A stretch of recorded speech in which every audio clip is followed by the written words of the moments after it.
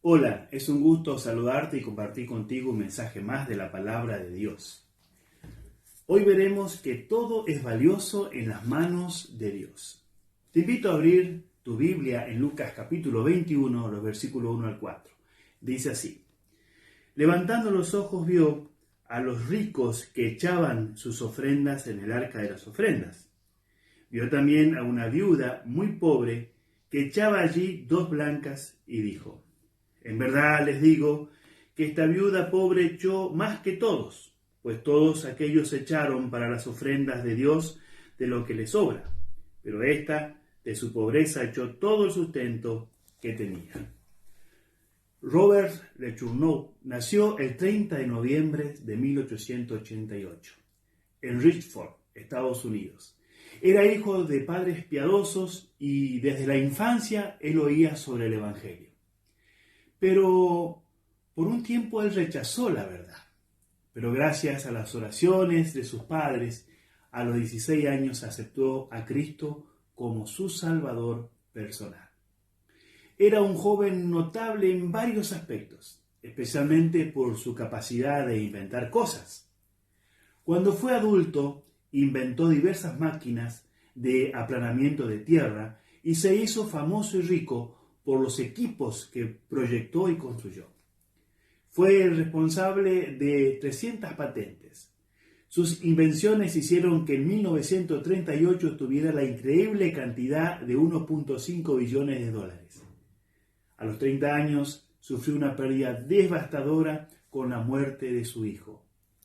Eso lo hizo repensar los objetivos y el propósito de su vida. Comenzó a preocuparse con la posibilidad de que su amor por las máquinas estuvieran sustituyendo su amor y su compromiso con la causa de Dios. Por eso, junto con su esposa Evelyn Peterson, decidió dedicarse a la causa de Dios y usar los recursos que poseía en la predicación del Evangelio. Su historia se hizo conocida porque decidió devolver el 90% de lo que poseía Dios y vivir con el 10% restante. A partir de entonces fue conocido como el empresario de Dios. El versículo preferido de él era: «Mas buscad primeramente el reino de Dios y su justicia, y todas estas cosas os serán añadidas». Mateo capítulo 6, versículo 33. Cierto día alguien le preguntó: Robert, ¿es verdad que usted da el 90% de sus ganancias al Señor? Él respondió: No, yo no doy nada a Dios. Todo le pertenece. Soy yo quien tiene el 10% de lo que es de Él. Esa historia nos presenta un grandioso ejemplo de generosidad. Pero hay que ser honesto. A pesar de ser una historia linda, está fuera del modelo de la mayoría de las personas. Muchos pueden leer y decir con razón que también podrían vivir con el 10% de las entradas de un millonario. Aquí brilla una vez más la belleza y la profundidad de la historia de la viuda. Imagino que usted está de acuerdo conmigo de que como mínimo lo curioso del hecho es que el mayor ejemplo humano de generosidad del Nuevo Testamento proviene de una persona que no tenía prácticamente nada para dar. Saben, con frecuencia pensamos que generoso es alguien que entrega grandes cantidades a la causa de Dios. Pero Jesús decidió destacar la generosidad en la entrega de 2 monedas. Ahí sí encaja la mayoría de las personas. La viuda representa a la mayoría de nosotros, pues no poseemos una riqueza que pueda construir hospitales o escuelas o eliminar el hambre de una pequeñísima parte de la población mundial. Jesús no destacó la ofrenda de los que continuaban siendo ricos, aun cuando ellos entregaban grandes sumas de dinero como ofrenda. Él escogió una mujer cuya ofrenda hizo solo un pequeño sonido al caer en el cofre del templo. Esta historia me enseña que lo poco que tengo es capaz de hacer un gran impacto cuando lo ponemos a disposición de Dios. lo que tenemos hace la diferencia. Porque muchas veces somos motivados más por lo que no poseemos que por lo que tenemos. Y Dios espera que usemos en su causa lo que está a nuestra disposición. Él nunca me va a preguntar por qué no terminé con el hambre en el continente africano, pero sí me va a preguntar por qué no ayudé a terminar con el hambre de una familia que estaba en el vecindario de mi ciudad. Él nunca me va a preguntar por qué no llevé el Evangelio a los países que no conocen la verdad, pero sí me preguntará por qué no le ofrecí estudios bíblicos a la persona que me atendía en la caja del supermercado. Saben, no es nuestra falta de capacidad lo que molesta a Dios, sino nuestra falta de disponibilidad. Necesitamos mirar a la Biblia y ver lo que Dios es capaz de hacer con cosas aparentemente insignificantes, como por ejemplo la onda de David, la vara de Moisés, los panes y los peces de un niño, un poco de harina y aceite de una viuda, un cesto usado para hacer que Pablo escapara de la ciudad y otros tantos ejemplos. Cierto día Teresa de Calcuta inició una campaña para recaudar azúcar para sus instituciones de caridad. En aquella época faltaba el azúcar y el valor era muy elevado en la India. Un muchachito se acercó con una taza llena de azúcar y le dijo: yo pasé algunos días sin comer azúcar para traerle lo que logré economizar. Con una amplia sonrisa ella respondió: no podemos hacer ninguna cosa grande, solo pequeñas cosas con gran amor. Saben, Dios espera que entreguemos dádivas pequeñas, así como también las grandes. En Palabra de Vida, Gran Maestro, página 343, dice: Dios nos pide para los necesitados no solo nuestros dones, sino un semblante alegre, palabras llenas de esperanza, un bondadoso apretón de manos. Saben, no tenemos idea del impacto que puede producir cuando ponemos las pequeñas cosas a disposición de nuestro grandioso Dios. Por ejemplo, cuando abrazamos a alguien, para nosotros puede ser solo un abrazo, pero para la persona que recibe ese abrazo puede ser el reencuentro con la alegría de vivir. Cuando entreguemos una canasta básica con alimentos, para nosotros puede ser solo comida, pero para quien la recibe puede ser la fuerza para continuar con su vida. Las ofrendas de una persona humilde puede ser solo algunos centavos, pero colaboran para la compra de una Biblia y para llevar salvación a una familia del otro lado del mundo. Cuando usamos lo poco que poseemos en la causa de Dios, deja de ser poco y se transforma en algo capaz de tocar la eternidad. En Testimonio para la Iglesia, tomo 6, página 308, Elena de Hoy afirma: en esta vida nuestro trabajo por Dios a menudo parece no producir frutos. Nuestros esfuerzos para hacer el bien pueden ser arduos y constantes. Sin embargo, podría ser que no se nos permita ver los resultados. El esfuerzo puede parecernos infructuoso, pero el Salvador nos asegura que nuestra obra es apreciada en el cielo y que la recompensa es segura.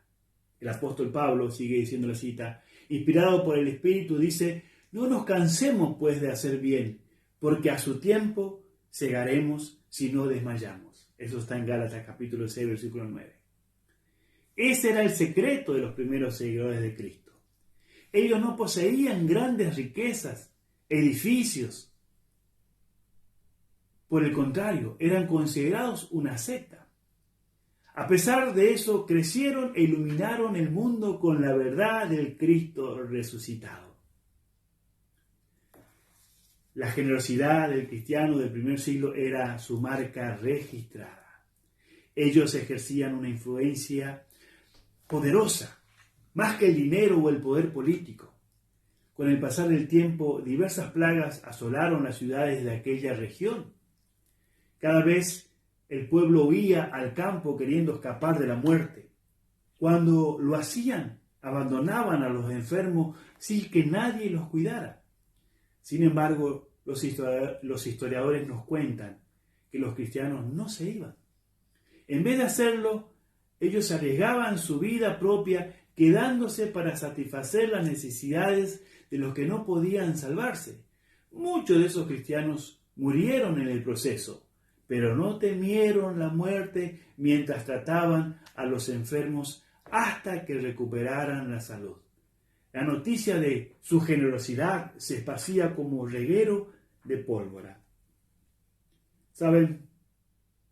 Se nos desafía a seguir el estilo de vida de los cristianos del siglo I. Debemos ejercer la generosidad y permitir que nuestra historia ayude a otros a conocer a Cristo y a vivir en completa entrega. Entonces debemos abandonar la idea de que no somos incapaces de hacer alguna diferencia con lo que poseemos. En las manos de Cristo aquello que poseemos hace la diferencia. Una de las historias más impresionantes sobre la generosidad de los primeros cristianos es la historia de Pacomio. Pacomio nació en el año 292 de nuestra era, en Tebas, Egipto. Él era hijo de padres paganos y fue alistado contra su voluntad en el ejército romano. ¿Cómo? Los romanos tenían la costumbre de invadir las comunidades y obligar a todos los hombres a servir en el ejército. Los generales sabían que esos soldados no tenían ningún apego al compromiso con el imperio. Por eso, vivían como prisioneros todo el tiempo cuando no estaban en combate. Durante el periodo de prisión, el hambre devastó la región donde estaba Pacomio. Muchos prisioneros morían de hambre, pero él y otros comenzaron a recibir comida de noche por las rejas de la prisión. Cada noche esas personas regresaban con comida y libraron a los prisioneros de la muerte por el hambre. Pacomio descubrió que sus benefactores eran seguidores de un Galileo llamado Jesucristo. Cuando fue puesto en libertad, buscó a los cristianos y con ellos aprendió a amar a Jesús y conoció sus verdades. Enseguida se hizo cristiano y fue bautizado en el 314 de nuestra era. Y se transformó en un líder cristiano de influencia. La generosidad lo alcanzó y con ella la salvación. Saben, es urgente la necesidad de decidir la forma de ser conocidos como cristianos. El mundo, al vernos, notará no solo una doctrina distintiva, un hábito saludable, también verá una generosidad y altruismo que es contagioso. Cuando entramos en contacto con las personas, nuestras actitudes demuestran que andamos con un Dios generoso en gracia y misericordia y bondad. ¿O solo juzgamos, separamos y condenamos? Debemos mirar todo lo que Dios puso en nuestras manos y captar el motivo por el cual Él nos está bendiciendo. La generosidad debe ser nuestra marca distintiva. Y eso es posible por el poder de Dios en nosotros. Cada acto de generosidad, cada acto de fidelidad es capaz de llevar a las personas de las tinieblas a la maravillosa luz. El escritor norteamericano Edward Hallett dijo: solo soy uno más. No puedo hacer todo, pero puedo hacer algo. Lo que puedo hacer, debo hacerlo, y lo que debo hacer, por la gracia de Dios, lo haré. ¿Saben? Tenemos la opción de vivir una vida de riesgo por la causa de Dios o la comodidad sin responsabilidades o compromisos. Sin embargo, solo los que deciden por una vida de riesgo pueden ser llamados verdaderos cristianos. Únicamente la actitud de compromiso es capaz de desarrollar una fe genuina. Es a esa vida a la que Dios nos invita, mis apreciados hermanos. ¿Vamos a hacer la diferencia? ¿Vamos a comprometernos de manera completa? Anhelo oír cuánto Dios pudo transformar tu vida para salvar a otras personas. En este momento quiero invitarte a tomar una de las decisiones más importantes en la experiencia de la vida cristiana. diga en su corazón y decida experimentar la sensación de ver los milagros realizados por su intermedio y de lo que Él puso en sus manos en favor de otras personas. Vamos a orar y pedirle a Dios que nos use de una manera poderosa y que ponga a nuestro alcance personas y causas nobles para que seamos generosos. Dios te bendiga en